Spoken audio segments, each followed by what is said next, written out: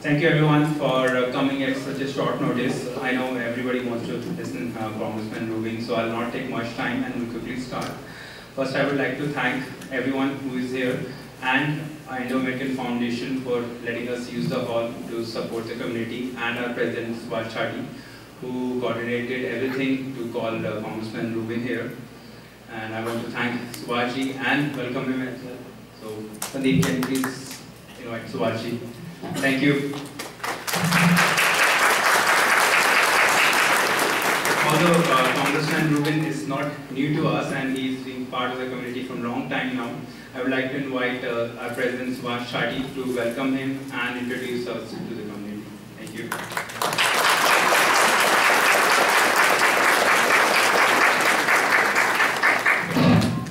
Thank you everyone for coming. On behalf of Indo-American Foundation, in short we call it IACRF, I want to thank Mr. Gallego to be here on such a short notice. And he will hang out here, after the speech and stuff like that, if some of you wants to come and say hello to him personally. Again, thank you for coming, and just keep it civil. Thank you. Now I would like to invite Ruben to come and say a few words.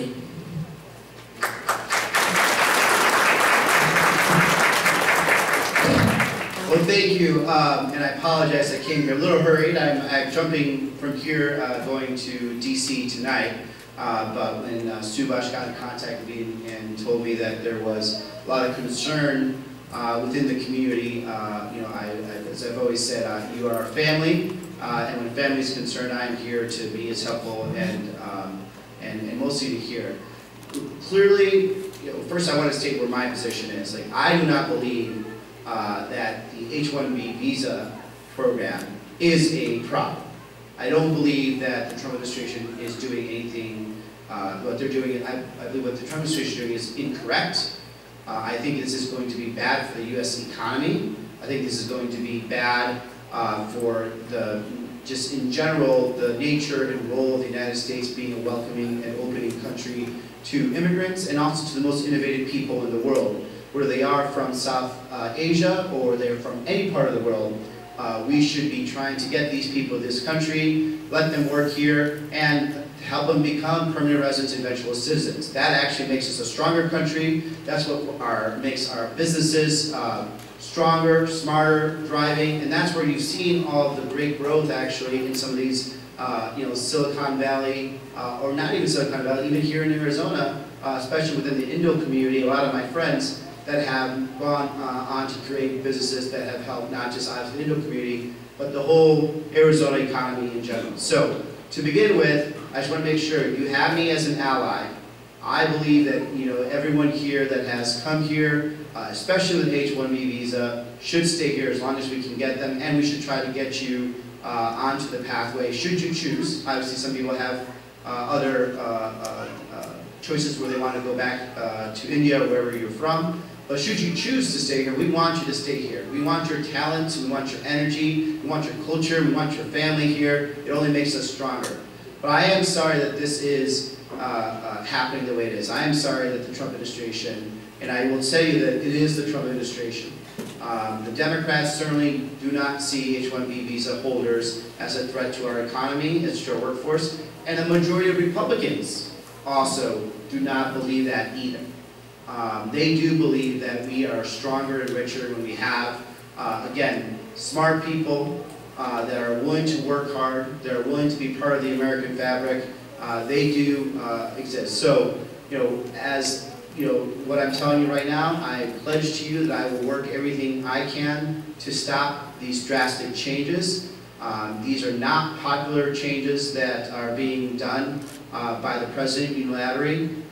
They are not being done through Congress, and should we have our opportunity, I do believe that we will join together as Democrats and as Republicans to stop this. So, but before we get further on, I'm here to listen, learn from y'all. You can ask any questions. If I can't get you the answer right now, we will work a way for me to get answers to you. And either we'll get it through Subhash or whatever we can, we'll get that message to you. But we're here to be helpful. So many of you may not even live in my district, but you're welcome to call my office for any help. And not just on H-1B visas. I know there's a lot of other types of immigration statuses that people may be here in this country, so feel free to contact us. We do engage with INS, ICE, Customs a lot. So we have no problem dealing with them and talking to them on your behalf, and we have on behalf of the Indo community several times. So feel free to also reach out, not just on visa issues, it could be on green card issues, it could be just about anything. So I'm going to hand over back to you, Subhash, or how do you want to do this? Oh, okay, we'll do that then. Thank you.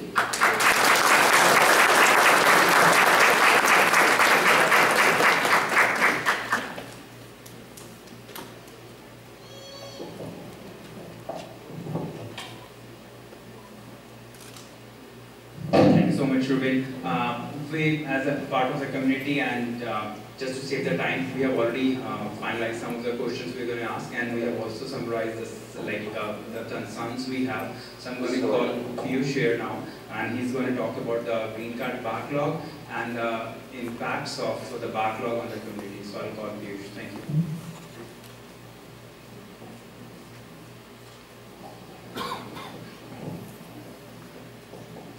Hello everyone.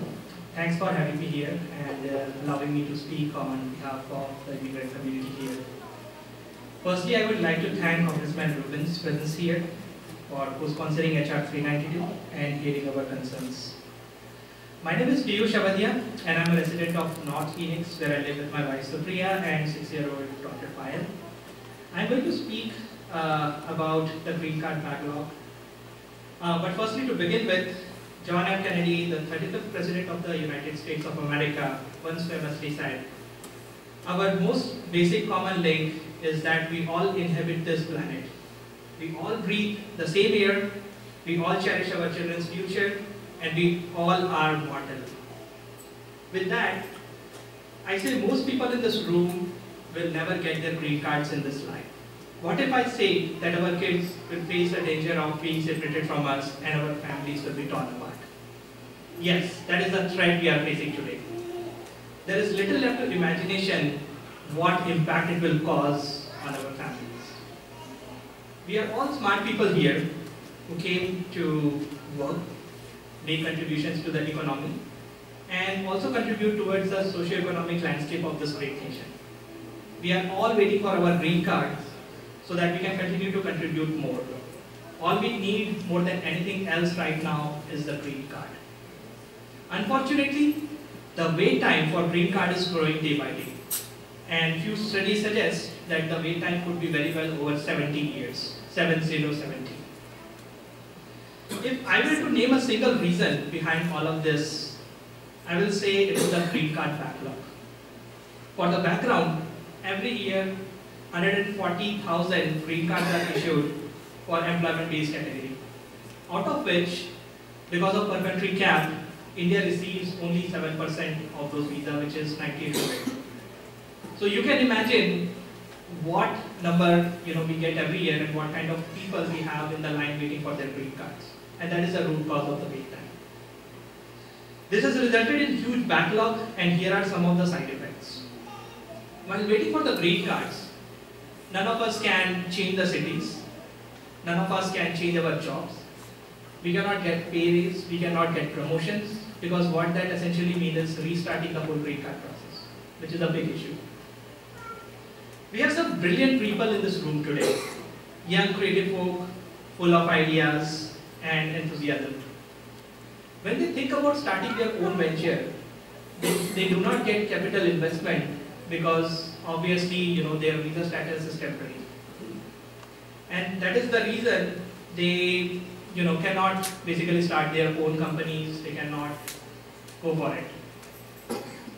Now President Obama gave us some relief through H-4EAD rule, because of which the spouses of immigrants were able to start their jobs and start a new business, and now there is a proposed rule that basically takes away this H-4EAD, and because of which a lot of families will be impacted.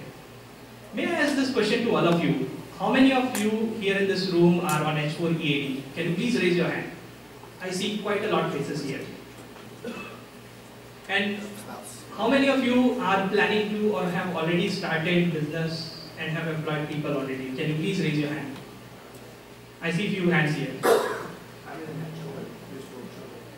How many of you have US-born children? Can you please raise your hand? Big number.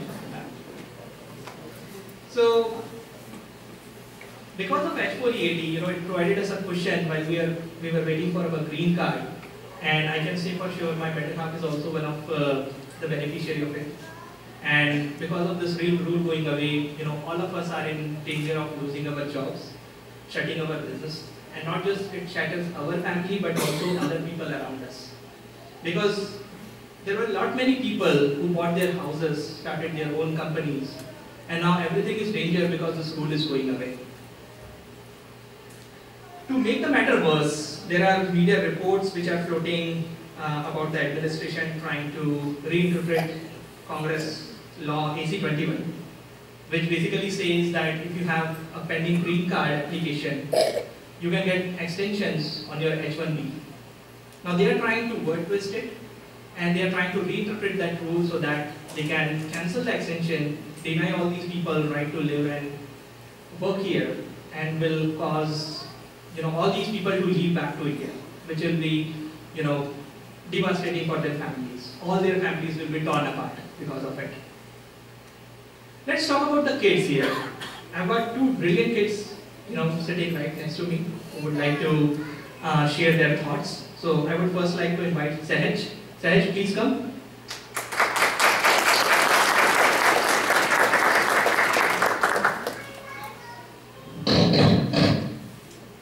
Good evening, everyone. My name is Sahaj Mago, and I came to the U.S. in 2008 from India when I was just 3 years old. And I started my schooling in the U.S., and now I'm in 8th grade, and next year I'll be going into high school. I recently participated in a chess tournament, and I won the tournament. In case my parents and I don't get a green card in the next 3 or 4 years, or in case my parents' visa gets canceled, then I will have to go back to India where I have never done my schooling, which will be a very, very difficult situation for me. Thank you. And for everybody's attention, I would like to mention Sahaj is a chess champion, and she has 1.2 medals. So there are many kids who were born in India who came here along with their parents, and unfortunately they are in a situation, they are facing a real threat. If because of any reason their parents' extension or visa is denied, they will have to go back and live in a country where they have never been, which will be devastating to them. They are very much adaptive to the US culture. They are Americans in progress, I would say, and they basically are more cultured towards American culture. So with that being said, I would also invite Sarva here to express her thoughts. Please come.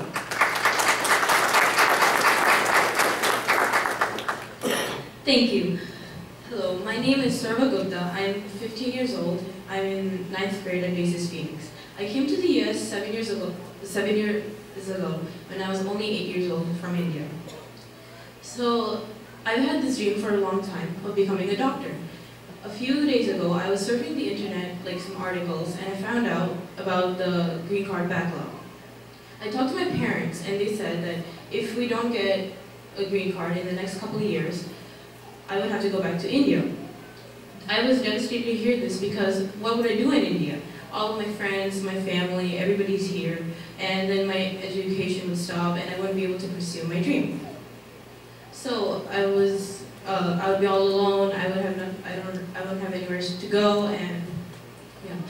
So I'm requesting you, Congressman Ruben, to help fix the green card backlog so I can pursue my education and my dream. Thank you.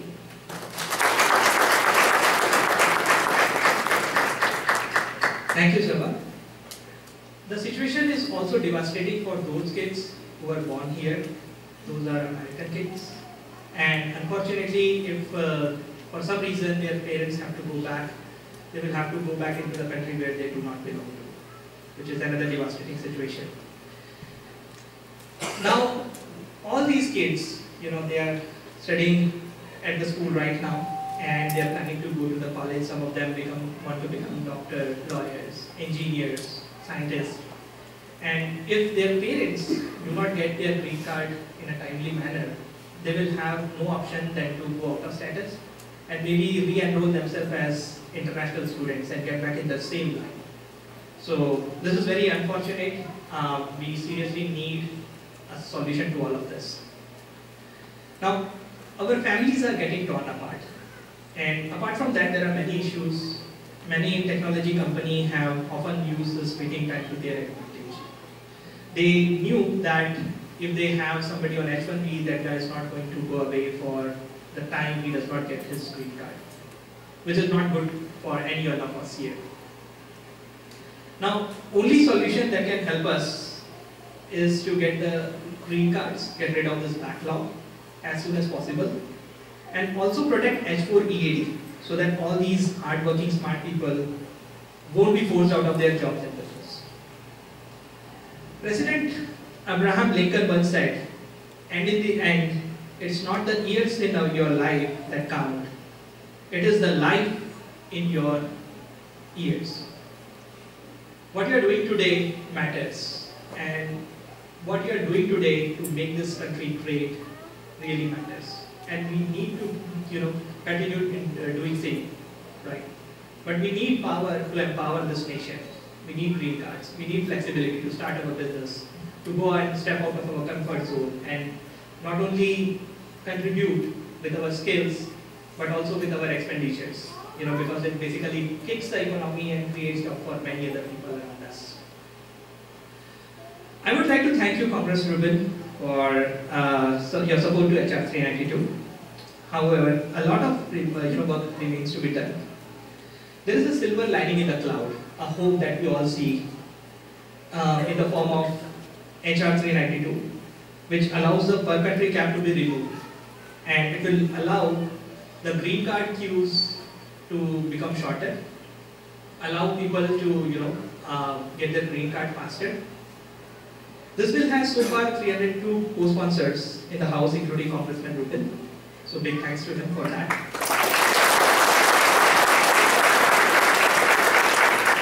I would also like to highlight there is a bipartisan effort going on to protect DACA kids. Obviously, the bill will come with a price. And we want to help those kids by sharing the economic burden that comes with the bill. Now, there are many ways of doing it. The HR 392 bill can be amended to include a pay forward clause, which means that everybody who's going to take advantage of the HR 392 bill and going to get their green card faster, they will have an optional fee of paying for themselves and their family members, which is roughly going to generate $4 billion in next years. And then that money can be used to take care of the DACA kids. As a community, we believe this is a logical step in the right direction, and we support this 100%. This is my humble request to the Congressman Ruben to bring up this bill with the party leadership and have them support this as a part of the DACA. In that spirit, I would like to thank Congressman Ruben for his continued support to us, our cause, and every one of you joining us here. Thank you, everyone.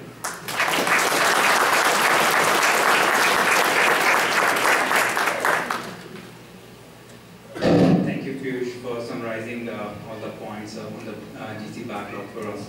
And we do have few questions, so I'll pass on the mic to Amit first. He has the first question.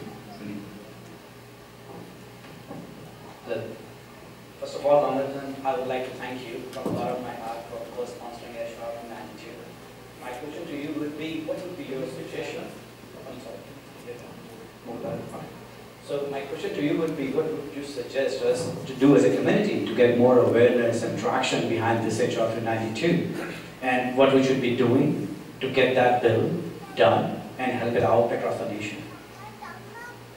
Well, so HR 392 is a really good bill. I'll stand up for this. So HR 392 is a bill, it's a bipartisan bill actually led by a member of Congress from Kansas, actually. Most people would be surprised, but there's a really fast-growing Indo community in Kansas, especially around Kansas City, where there's a lot of new tech jobs going. So Kevin Yoder is a good friend of mine, and he brought forward HB 392, which essentially allows, takes away the country caps and will create a system to actually move through the backlogs. What we need to do right now is to continue to have more members of Congress support it, right? So I support it, I'm a Democrat, Kevin Yoder supports it, he's a Republican. We need all other members of Congress to jump on board, because when we have enough momentum, then it's easier for us to go to the Speaker of the House and say, look, these amount of people want, these amount of members of Congress want this vote and want this bill, let it come to the floor. HR 392 is a popular bill. If we have an opportunity to vote for it, it would pass. The problem that we have is that the rules of the House won't allow it to come to the floor because there aren't enough members in the Republican Party that want it. But if you can talk to, if you live, for example, in my district, you already have me on your side. But if you live, for example, in Schweikert's district, if you live in North Scottsdale, for example, North Phoenix, you should be reaching out to Dave Schweikert and telling him, please sign up to H392. Make sure you talk about how this is not just an economic issue, but it's actually a family issue. For a country, the United States, we call ourselves, a family-first country, a family values country. There's nothing more anti-family values than separating families, whether it's our Indo families here, or whether it's our Mexican families, or our Colombian families, or our Thai families, right? But we need more allies to help on H392. Now, with DACA, and I appreciate the idea of DACA, I think in order for H392 to pass, we need to keep it clean. And I've talked to Kevin Yoder about this. There's a lot of similarities between what our H-1B visa holders are going to as they're expiring without getting their green cards.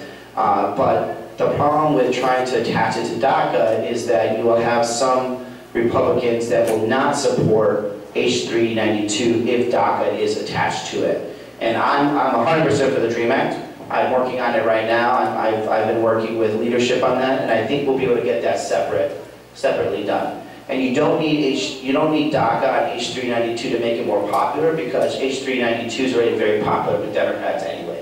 So what we need is Republicans to come and support. So that's the only reason why we won't mix that. But you need to contact, no matter where you live. Like, does anybody live in North Scottsdale? North of, yeah. So if you live in North Scottsdale, you need to talk to Dave Schweikert, right? And by the way, if you're a business owner, all your employees should also call Dave Schweikert. All your friends should all call Dave Schweikert and say, I want you on H392, right? If you live in Mesa, who lives in Mesa out here?